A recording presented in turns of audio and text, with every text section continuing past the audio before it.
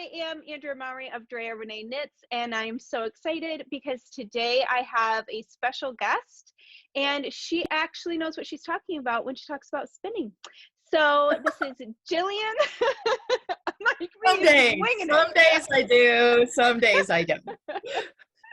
Well, Jillian, I would love if you could introduce yourself and tell us a little bit about your spinning journey. How did you get started, and how did you get to where you are today? Okay. My whole fiber arts journey, is a typical arc. I started out as a weaver, and then I became a knitter, and then I got curious about yarn and how yarn worked, and just kind of obsessed with yarn. And then I became a spinner, and I had a lot of lessons. I started about 25 years ago spinning, and I had the worst teacher for me. No.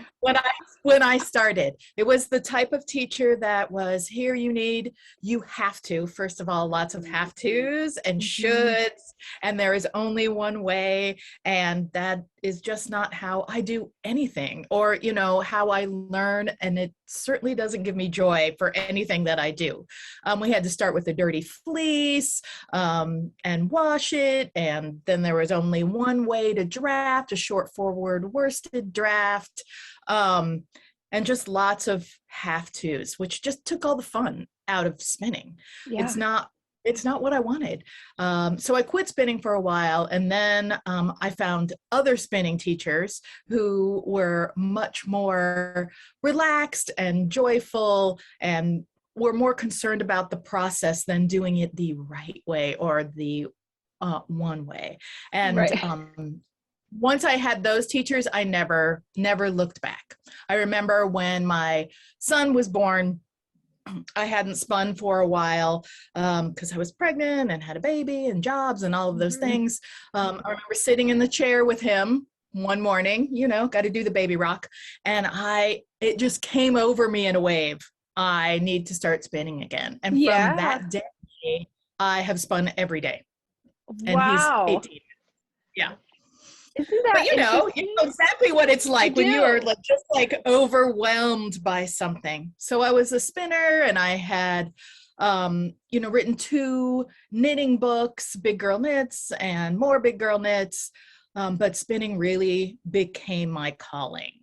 And how I thought about spinning and how I thought about making yarn, lots of people were interested in, and a publisher was interested enough that I got to write this book, Yarnitecture, which one of my favorites. Yay, thank you. A more relaxed version of learning how to spin and enjoying spinning, and spinning particularly for knitting, and also spinning with commercial fiber as opposed to starting with sheep. And that it makes me very happy, and it makes me very happy to teach spinners and to watch them be excited about spinning, and maybe not feel like, there's so much pressure and there's so much have to it, because there are a million ways to get to the yarn that you want. You just need to know a few techniques, and you need to think about it, and you need to think about what you want to do, and and the type of yarn you want, and what makes you happy. Right. And remembering that it's about what makes you happy, and that it's, it's creating yarn. Like, it should be fun. Right. And if you make a yarn you don't like, dimes to dollars, somebody will think that's the most beautiful yarn that they've ever seen. Just give it away. Also, you're never wasting fiber. The sheep are always growing more. The dyers are always dying more. Yeah.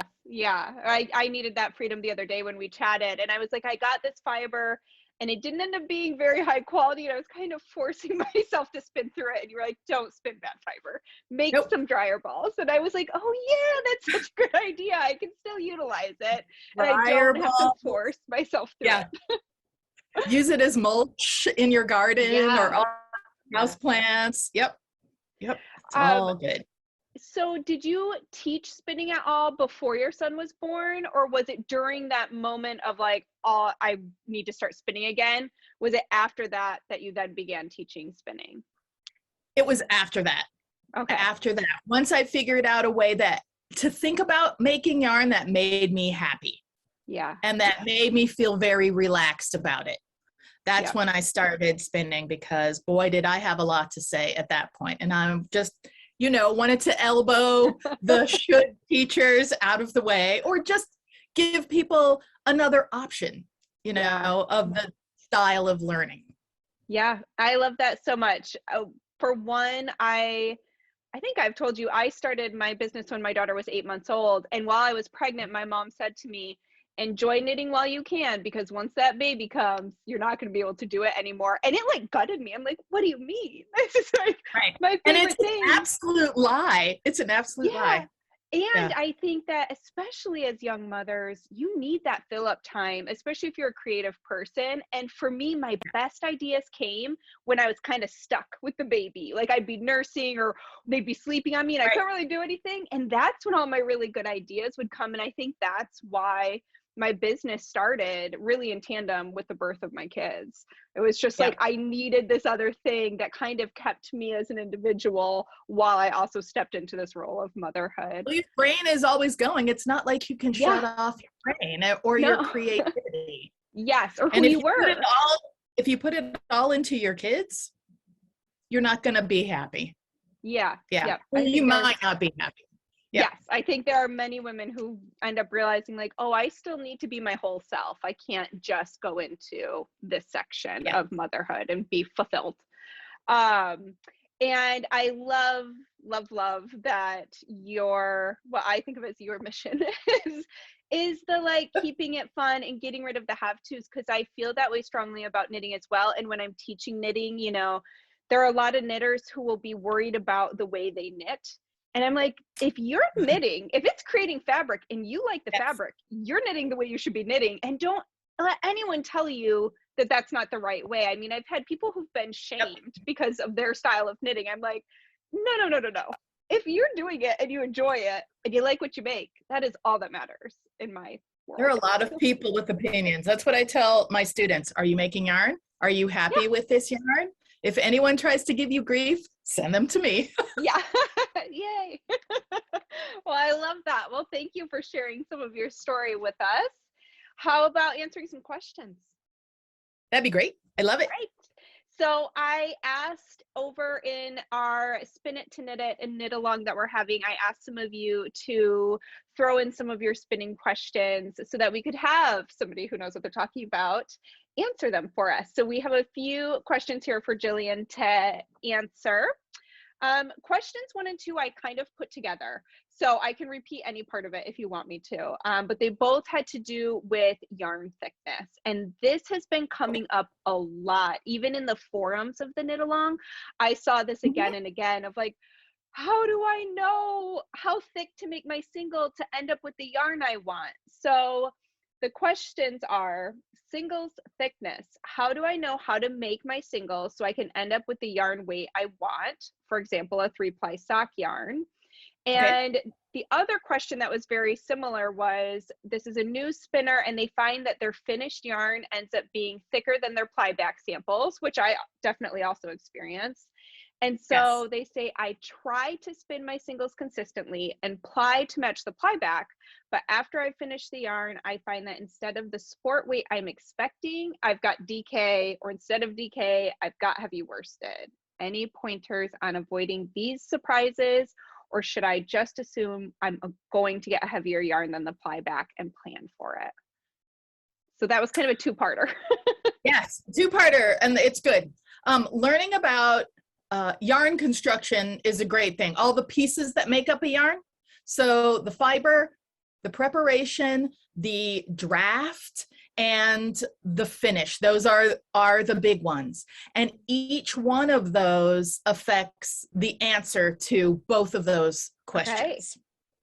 So it would be great if I could say, oh, if you spin a single that's 24 wraps per inch, you're going to get a 2-ply that's 12 wraps per inch. And that's it. That might be the case, but it's not always the case, depending on the type of yarn that you spin, how you spin, what the fiber is, how you finish it. All of those things add up. So there's not one answer to that. The best thing to do to make your sock yarn is to check in with yourself and make plyback samples. And make, if you get a plyback sample that you like, then save some of those singles and you can match the singles. Anytime I work on a project, I make a card like this that has singles on it that I can check my spinning against. And to make a 3-ply plyback sample is a little fiddly, because a regular plyback sample, you just fold it in half and let it go, right? And it twists on itself to give you, let you see what it looks like if it was what a lot of people call a balanced 2-ply. If you just add another piece to that, it doesn't quite give you a 3-ply plyback sample, because that 3rd ply wraps around the other 2. A better way to do it, and again, it's not perfect, but it gives you an idea, is to, when you fold your in half for a 2-ply, take the 3rd one, the 3rd piece, and put it in between the 2 for the 2-ply and let it ply on itself. And you'll have to help it a little bit with your fingers to get an idea of what your 3-ply would be. If you're really kind of fretful or want more answers to that, or clearer answers, you can always wind off a little bit of your singles and do a sample 3-ply yarn. So you could wind off a little with a ball winder into 3 separate balls and do a little 3-ply sample if you really, really want to know. And once you get, the size that you want, save some of these singles so you can match them in your spinning. And the question about changing size when your yarn's all done has a lot of the same pieces. It depends on, and it depends is probably the phrase I use the most, that when I teach, that and slow down. Yeah. Those are the 2. Here's a yarn that I spun. This is some Polworth that I spun, super cushy, 500 yards of Polworth from Inglenook. When this came off of the wheel, it was a fingering weight yarn, but look at it now. It's absolutely a DK, maybe a little chubbier than a DK. And I knew that was going to happen because of 3 things. The fiber is Polworth, which is, Polworth and Targhee are notorious about changing size when you finish them. I also spun it with a woolen draft. And when I plied it pretty loosely. And both of those things left a lot of air and space in the yarn, so that when I did put it in the hot water to finish it, it totally puffed up and swelled. And I knew it would change, but that may be one of the reasons that her yarn changes in the finish, depending on the fiber she uses, the drafting method, and how tightly or loosely she plies her yarn. And also maybe how she finishes it. If you whack it in a finish, it's gonna puff up more. If it's inclined to puff, boy, that's gonna do it. Yeah. So really doing that sampling, it's like the swatching of the spinning world. You got to do that sampling straight through, just like you need to block your swatches, you need to finish that sampled yarn if you really want to know the actual outcome. Yes, and if, like me, you are an incredibly lazy and impatient spinner, I'm all about the shortcuts. So first of all, try in your brain to think about sampling as playing. That's what I do. Chasing my curiosity, and keeping notes with your sampling, because if something doesn't work for the current project that you're spinning, or it may work for another project down the line, and you already have the notes, because like we like the same colors, we buy the same colors over and over again, I find that spinners work with the same fibers and usually and the same dyers for a stretch. I won't say we get into a rut, but we get into a love fest with particular dyers and fibers and, you know, and colors. So I love that. That's such a positive outlook on it, because I know for me, and this might be because this is all tied to my work, but I tend to go to this place of fear of wasting time. And I just want to always be headed in that direction of like, I got to get it done. But again, the whole point is that we're having fun and we're doing this amazing thing. And when you can think about it, like I always have to like constantly be really, really focused on scheduling like research and development time for myself, because I the will R&D the R&D. And I just feel like when you can look at it and say, even though this didn't work out for this project, to know that you're just adding to your knowledge, you can tuck it away and know that it might pop up in the future for that project you just haven't discovered yet. It's such a great way to think about it. Yeah, no wasted time, no wasted fiber. And even if it doesn't do what you want it to, you have another piece of knowledge in your spinning brain. Yep. Yeah. So the lazy shortcut, the quick and easy lazy shortcut is to make 2 plyback samples. One, just a regular plyback sample, and the second one, dunk it into a cup of hot water and see if it shifts, even with that little amount, or steam it, hold it over the kettle while you're boiling for tea. But be careful, because I used to do that, and my husband finally said, honey, I just keep finding wool in my tea. I had to get my own steamer. Yes. So, yeah. So it can be that small, and you know, something that quick and easy to see if it's going to change size. Yeah. Oh, that's so helpful. I love that. And even just the other day, I was practicing with this little like 1 ounce bundle I had. And I don't know what got into me, but I decided to start. It was probably because I'd seen people talking about thickness. And so I decided to just start drafting way more fiber than I am typically ever comfortable with. I tend to draft pretty fine. And I remember thinking, this is going to be such a bulky yarn. And it is so pretty and like delightfully squishy. And I'm like, oh, I cannot wait. Like I've already got my next project plan to really push myself out of my comfort zone and spin something a little thicker. So I wouldn't have gotten there. You want me to demo going thick to thin and thin to thick? Oh, really? Yeah. Okay. Yeah, that would be great. Let's see. You can see my messy floor. Here's my little camera, my ladybug. And my new rug. Isn't it pretty? It is very pretty. All right, can you see my hands? What I'm doing? There we go. A little crooked. I can't see your hands. I can see the top of your wheel, but not your hands. Oop. Come back. There we go. There we go. Okay. So here's my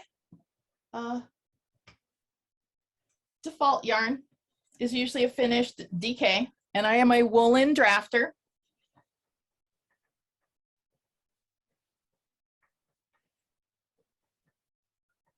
So there are 2 things that you need to make yarn: fiber and twist. So here's a little sample of a yarn. Oh, it's so squishy. 4 worsted today.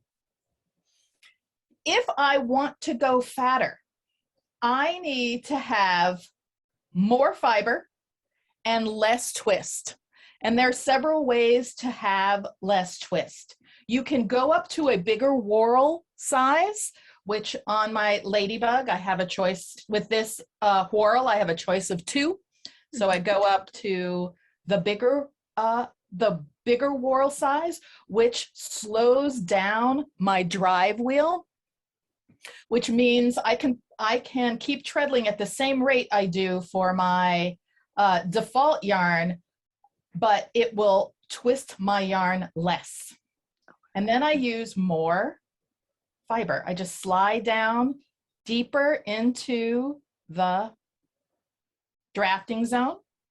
If I feel like I'm getting these little kinky kinks in here that I want less twist, I can treadle slower. That also gives it less twist. I can also increase my uptake. All of those things give it less twist. And then I make a big giant fluffy yarn. Mm-hmm. Wow. And to make a finer yarn, you do the opposite.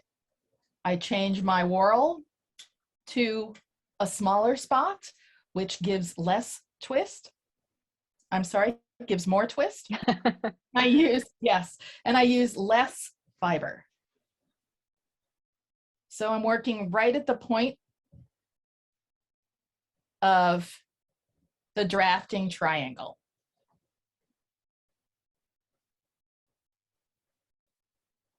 Because there's fewer fibers, they don't help each other hold on. Mm-hmm. So then you make something, you know, a little lacy, a little tinier. Oh, that's awesome. And it's just better to change your machine rather than changing your body. Work on changing your machine, your wheel first, before you change your body, because it's sustainable. I can treadle slower to make a fat yarn, but if I'm watching TV or listening to a book or something, I'll eventually go back to my style of treadling, to my speed of treadling. Yep, I agree. I don't think we should ever fight our bodies. You know, it's like when you read something that tells you to like knit loosely or knit, and it's just kind of like, no one can really sustain that in an even way. You're gonna end up. You can do it for your swatch so your gauge will lie the way you want it to. I do that all the time. I think we all do that all the time. Like, it'll be fine. Yeah. I very much believe in having your tools do the work as much as possible. All right. How about our next question? So I dealt with this a lot when I was first starting spinning, and it made me want to pull my hair out because I couldn't figure out how to fix it. So this person asked, my yarn keeps breaking as I try to spin. Then when I pull yarn from the bobbin back through the orifice to reattach my fiber, it breaks again. Any advice on what I might be doing wrong? There's not enough twist in your yarn. That's all. And what I just talked about, it's easier to fix. You can go to a smaller whorl, or you can treadle faster. You can also turn down your uptake so your yarn spends more time on your side of the orifice before it pulls on. That just allows more twist to accumulate. That's all it is. That is a simple fix. Yeah. When I finally figured that out. Yeah. It's never you. It's always your fiber or your wheel. There you go. Yeah. Your wheel just needs to give you a little more twist. Yeah. That was like the first year of me spinning. And I was so afraid to touch anything that I had set up on the wheel. I didn't want to touch that break. I didn't, I never changed a whirl until like a month ago. And so I just was so afraid to touch anything that I was like, hey, and I mean, the amount of fluff I would have sitting next to me every time I spun that would break off, until I finally got it reattached. So that's so helpful, I think, but at least for the newbies out there. I know it was really challenging for me. It's just like, oh, it just needed more twist. I think I was really scared of over spinning. I was afraid of having too much twist. So I really overcompensated the other way. Yeah, and using whorls is a good thing. I mean, I know it can be intimidating, and I know not every wheel has multiple whorls available. I mean, a matchless, which you have, which is also I'll tell you, is a very intimidating wheel for a newer spinner, because there's so many ways you can set it up and it can do so many things. So again, it's your wheel, not you. Yeah. So here are the two that come with the any of the shacked wheels, but you can also buy bigger and even bigger. Oh, wow. I know. I call this the salad plate, and I call this the dinner plate. I love that. These are especially good if you like to treadle fast, and there are people Oh, that treadle so fast. okay. And this will slow it down. Yeah. Oh, Or so speed it up if you are a very slow, mellow treadler. You can move to a smaller, and there are whorls that are even smaller than this you can get. okay. Well, that's perfect because our next question is, do I really need to use different size whorls? You don't have to. You don't ever have to do anything, especially if you're sitting in our house, right? Yeah. uh, it can make spinning easier for you Yeah. because you don't have to adjust your body as much. And here's another thing, you don't have to learn the ratio numbers. That freaked me out. I'm a little math phobic, so I Mhm. have to make it more words than numbers. And if you ever looked at my spinning notes, it's a whole lot more words than numbers. I like tell stories about my Yeah. yarn and how I spun it and all of that. Um, at, at the beginning, I put the numbers on the back Oh, nice. of all of my whorls. I consider all of my spinning tools, and I write on them if I need to. But then I thought, who cares? No one's going to look at this. I don't need to remember what the numbers are. So I will say, the regular whorl, biggest groove. That's how I Yeah. talk about it, or smallest groove, rather than the 9-to-1 ratio or 11-to-1 ratio, because I'm not going to remember. Because Right. I also move between other wheels. Yes. Yeah, Yeah. I have just those two whorls, and so I just did the grooves from small to big, 1, 2, 3, 4, and that's what I write in my journal. So I know which groove I put it in. And Yep. again, I didn't even attempt to switch one of those up until like a month ago when I took a spinning class, and I was like, oh, I'm gonna try this out. And now it has helped me with some of my current projects, being able to again change the tool instead of me, so that it does what I want it to do. Yeah. So Like if you spin your singles a little more open and loosely, knowing that you want to have a firmer ply twist, just moving down to a smaller or changing to a smaller whorl. Never have to change your feet, and you'll get a tighter twist for your ply.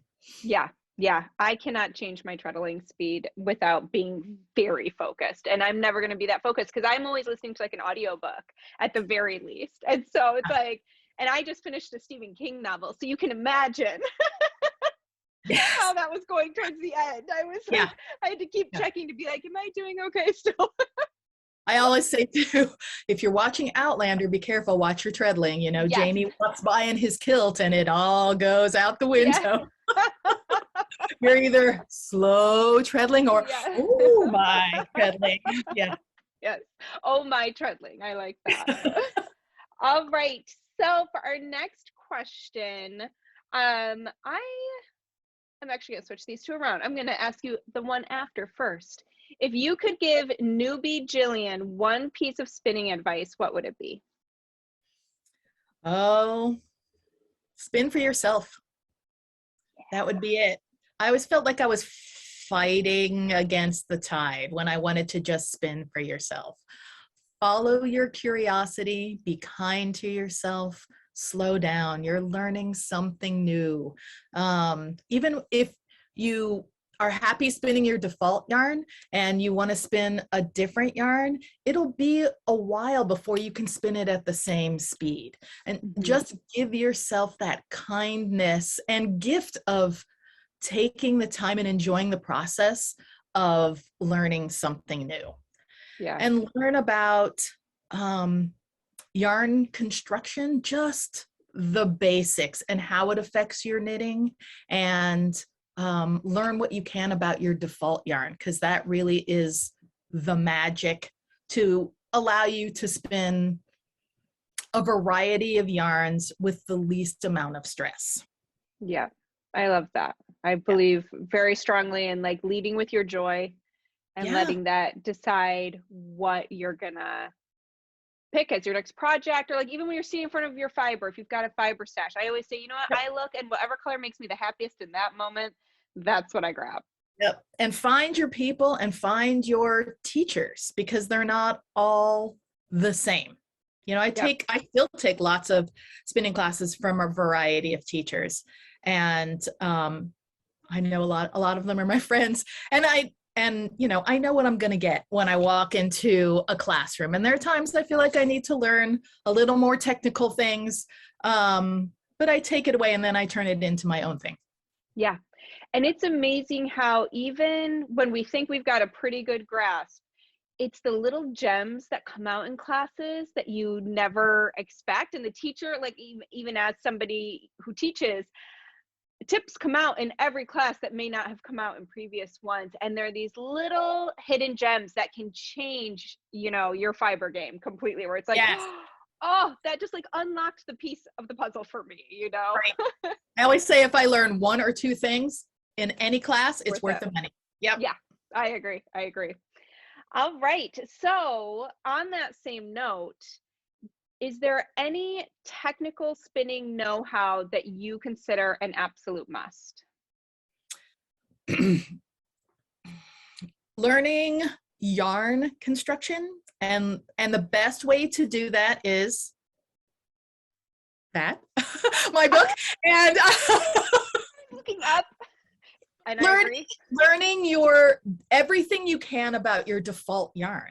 That is the easiest way to learn about yarn construction, instead of feeling, you know, like when we were kids and we had to sit down and do our multiplication tables over and over and over again.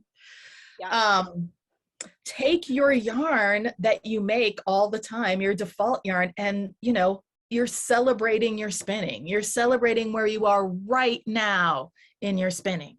What is your favorite fiber? What is the preparation you like to use? How do you like to draft? How do you like to spin? And write all of that down.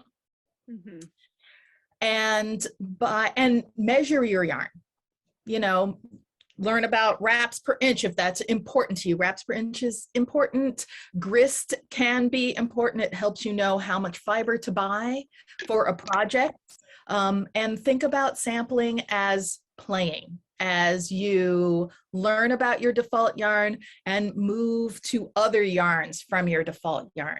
When you've got all of that knowledge about your default yarn, then you can take just steps from your default yarn. I want to make a finer yarn, so everything else will stay the same about my spinning, except I'll use less fiber and more twist. But I can keep my I know what to change in my wheel or my body to make more twist, but I'll use the same fiber, the same draft, the same finish, the same number of plies, but I'm just looking to make something a thinner yarn. So you can step in small ways to your new yarn, as opposed to jumping in the deep end. You know, if you wanted to learn color knitting, would you do an Alice Starmore 15 color sweater first? Nope. Right.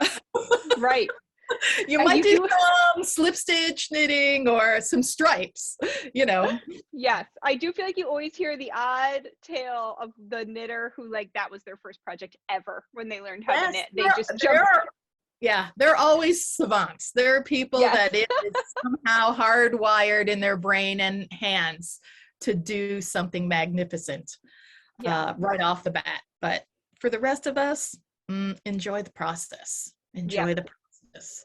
And learn I love that. And learn a way how to keep track that makes sense to you. Yeah. Like, you keep a journal and a book, and I keep a whole variety of these. You know, and some projects have like 6 or 7 of these. And then I put them all in a Ziploc bag with my swatches that I've and spun. Yep. Yeah. And I just love that, how you said earlier again, and then you have this information no matter if you have now needed to adjust it. And I loved the idea of, like, just dipping a toe, just sticking one little toe out to like Yep. ease yourself in. I would be curious because I know that you are a fellow lover of color and that you've said that that drives your spinning. And that is for me, my knitting, that is probably one of the biggest influences, if not the biggest, in all of my work. And a lot of times it's moving from one color to the next. And so I actually used to teach a class called Color Confidence because I used to be terrified of putting colors together. Yeah. I didn't know how to do it. I didn't trust I'd be good at it. And I think a lot of people feel that way. And so that's one of the things I get dressed every day. Yes, right? Right. Yes. Although I went to a school, I had to wear a uniform growing up. So I did not learn how to dress myself really until I was like 30, if we're being fair. It took me a long time to figure that out. I went through a lot of weird, awkward phases. But I always say it's like you don't have to throw your favorite colors out the window to push yourself out of your color comfort zone. Keep your favorite colors and just add in one that makes you feel a little excited, maybe a little nervous. Yeah. And that's what some of my most popular classes and my favorite things to spin are painted braids. But you never know. I sample. I'm working on a shawl right now, and it was a braid that I loved. Here it is. Oh, beautiful. Garter stitch and eyelets. But the first swatch that I did, the first thing I did was like, I'll just do it as a 2-ply to keep those eyelets open. Oh, I didn't like it. It lost because it's a subtle colorway. There's a lot of change between the colors, and there's, one light color. Yep. And I'm not a huge fan of high contrast marl. But when I did it as a singles yarn, I got to pick up all the variations. You can see that there's a steel blue and this swampy brown that I love so much. And it got totally lost in the 2-ply. And if I had just gone with, I'll just do a 2-ply and not take the time to sample and swatch, I wouldn't have been as happy with my shawl. Yeah. Absolutely. It's like you learn pretty quickly when all of a sudden you've got mud, we got to kind of, all those different decisions. That's a whole other conversation that I'm sure we could talk for hours about when it comes to color and spinning color and knitting color. And marls, is it high? Most people, when they say, I don't like when my yarn marls or barber poles. And I'm like, really? Is it? I think it's more about the contrast. Yeah. Like a high contrast marl versus a more subtle marl. Yeah, because that is what our eyes need, contrast to see. I mean, that's what we as humans look for, is contrast. And it's either going to give us a good vibration or a like, ugh, and they're right. And I am like, don't give me a black and white yarn. Give me 3 shades of gray, know? Yep. And especially if, I've done some fractal spins where I end up with contrasting colors like purple and yellow or something like that maybe in some, depending on what I'm doing with it, I wouldn't mind. But like, I actually just finished a shawl that is knit out of my hand spun. I actually cut sections out of my yarn because I was like, this green is giving me that oogie, like not good vibration. So I do that when I spin too. I will buy braids, and if I come to a color that I don't like, I just pull it out. I pull it out, put it aside, use it for, blending bats. Yeah. Dryer balls. Yeah, dryer balls. All right, let me see where we are. Okay, next question is, what is one thing I could do to become a more consistent spinner? I am about 3 years in, and my default yarn is pretty consistent, but I find myself shying away from trying anything new. So we kind of just talked about this because I'm afraid I will waste my fiber on an awful, inconsistent practice spin. I'd like to feel more confident in trying out different thicknesses of yarn or drafting methods. Buy some fiber purposefully to practice and learn on.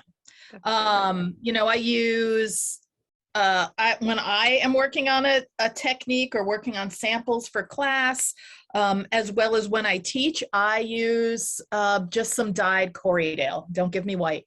I need color. Yeah. So I have a whole bunch of colors of Corriedale, which is a great medium fiber. I use it a lot for projects too. It's soft enough that I can wear it next to my skin, but it is really a forgiving fiber in crimp and length. You can make it do whatever you want. And it is, I think, underappreciated. I call it the Jan Brady of fibers because she's a little underappreciated. Everybody wants Marsha, Moreno, but Jan is right on. Yeah. I love that. I actually did that I bought, they're all braids, painted braids, but I bought one, they had a colorway that was offered on 3 different bases. And I was like, you know what? I'm going to get that same color on 3 different bases so I can see how it changes what the color is doing on those different bases, how I like spinning up those different bases. Because sometimes I lead with color when I'm making those purchases, but I'm like, sometimes I forget to even look at the fiber content. And I'm like, I should look at it. I should be paying attention to that. Why is this so slippery? Right? Yeah.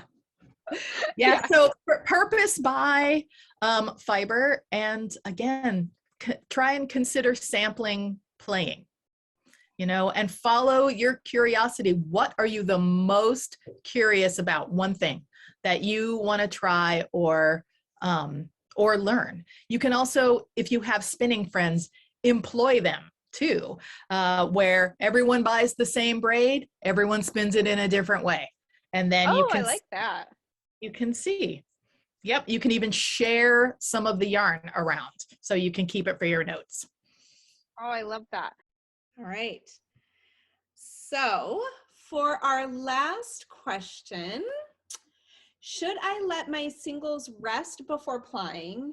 Can I let them rest for too long? Sometimes I will get distracted by a new spinning or knitting project and my singles might sit for half a year before being plied. Is that bad?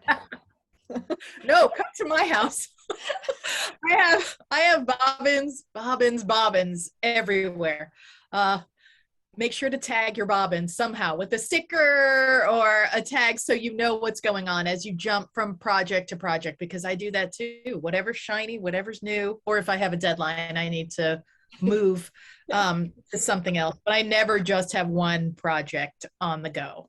You can not rest your singles too long.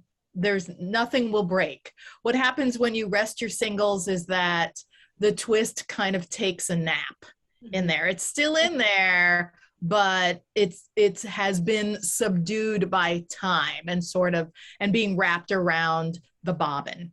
The reason that people rest their singles is some people find, especially if they're spinning a higher twist single, that it's easier to ply once your singles have been rested.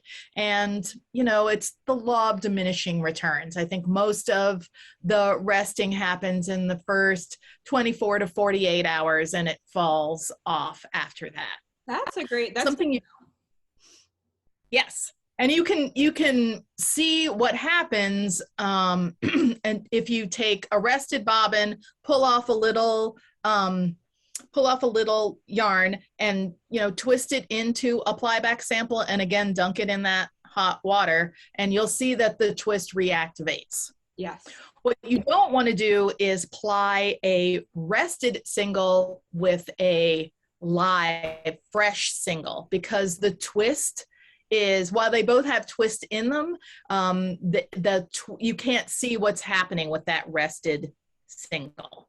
So what you see while you're plying those two together isn't necessarily what you will get. Yeah. But of course, because I have to have my way. If you do need to ply a fresh single with a rested single, because it's the most beautiful yarn you've ever made in the world, and you really need to have it and knit it and all of that, ply a little bit and break off some and knot it and finish it. And see what happens. You'll see the twist reactivate, and likely your plied yarn will become much more plied than you thought it would be. Okay. Yeah.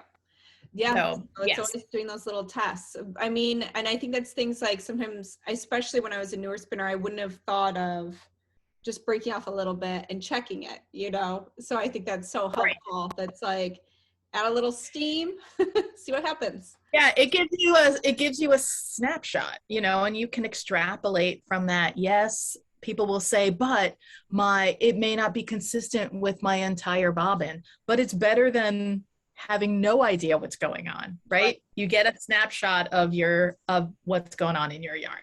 Yeah. We're good. There's Spicy Pete, my husband's over there. I had texted him like, my computer just crashed. So thank you, I'm good. He's coming up here to save the day just in case.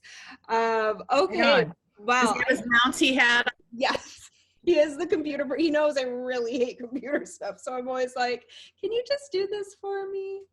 But well, thank you so much for answering all of these questions and showing us your Absolutely. demonstration. I mean, it's just so helpful. And I love, you know, I always joke that I was a cheerleader in high school. And my goal when I'm teaching knitting is to be like your biggest cheerleader, you know, and I just feel that same energy, you know, and I just think it's really important, especially because I know for me, when I was first spinning, and still sometimes, I would just get so nervous because there's a lot going on. Your feet are moving, your hands are moving. Absolutely. Strangling that fiber. So it's just nice to have somebody in your ear saying, it's okay. It's okay. It's all good. You're good. Well, I would love if you could tell us where we can find you. Obviously, Yarnitecture, anyone who is familiar with my channel has seen me show it a half a dozen times at least because I love it. It actually was a big confidence booster for me because it helped me start thinking about my yarn in a different way and empowering me. So got the book. Thank you. Yeah. Thank you. I have a website, JillianMoreno.com. I'm on Instagram, also Jillian Moreno, and I have a hand spinning Patreon. So if you go to Patreon and look up Jillian Moreno, and there are 3 different levels of my Patreon. We do sample alongs, we're doing a spin and knit along, and we also have a monthly live meetup where I answer questions, I do demos, and of course we show things that we've bought in the past month and that we've spun and knit. I love that. Don't tell. And I do teach online for various people and various guilds, and hopefully later this year I will be returning to in-person teaching. I'm teaching at Maryland Sheep and Wool, and I'm also teaching at Plyway in April, and I am teaching for the Clemis and Clemis gentlemen right before Rhinebeck. Oh, nice. So I'm trying to touch as many people as possible. I miss spinners in person so much, so much. I don't know about you, but I didn't realize how much my work was influenced by just being around other knitters when I would teach and things like that. And I was like, wow, just being up here alone in this studio. True. It's true. That's why I started my Patreon, just so we could see each other and talk and ask and have a place for people to ask pointed questions, you know, not just throwing it out into the Ethernet. Yeah. So for anyone who's new to Patreon, it's a monthly subscription and there's 3 different tiers and you get different things at different tiers. And that's so fun. Can you tell us a little bit too about what a sample along is? A sample along? Yes. Where I, encouraging everyone to sample as play, sample as follow your curiosity. One of our first sample alongs, which I actually did on my blog and is on Instagram too, before I started my Patreon, was 4 different ways to spin a braid. How to divide up, different ways to divide up the color and spin it and knit little swatches. Right now in my Patreon, we're deciding and about to vote on the next sample along. And right now the one that's on the top, the official voting hasn't started, is how to spin singles to stay a singles to knit with.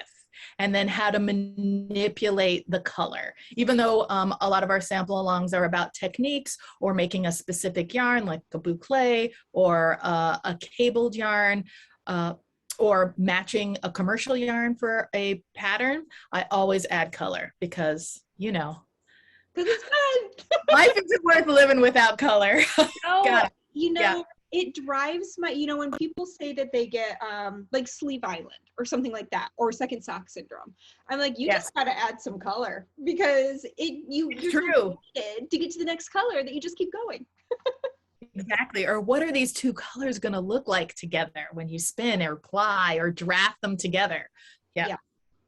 So for your upcoming workshops, especially as things reopen, will those just be listed on your website? They'll be listed on my website, but I also, which I forgot to mention, thank you so much for prompting me. I have a newsletter too. Oh, perfect. Okay. Yes. That's the best place to get all of information monthly, like articles that I've written, where I'm teaching with links. I've started a new, another thing that I'm doing is textile tours. I'm going to Iceland this year, and then next year to Iceland and Northern England. So all of that information is in there, as well as, you know, what I'm reading, what I'm watching, goofy links, things like that. Yeah. So fun. Wonderful. So Yeah. I will add all of those links to Jillian's Patreon, newsletter, website, Instagram, all that good stuff below in the show description, so that you can easily access all that great stuff. And just thank you again. This was so much fun despite some of the technical difficulties, and I could just talk about spinning with you all day long. So I really appreciate you taking some It's fun. I hope. questions. Thank you for having me, and I hope we get to spin together in person sometime. Yes, I am from Michigan, so hopefully every time you teach at Spun, I'm like, oh, I taught there. I love I know where that is. I know Yeah. where that is. Yes. So next time we go home for a family trip, we'll have to, on the way from Detroit to Northern Michigan, I'll have to stop by with a travel wheel. On. Yes. Or you can borrow one of mine. I have a few. You have a few. All right. Well, thank you so much. Thank you.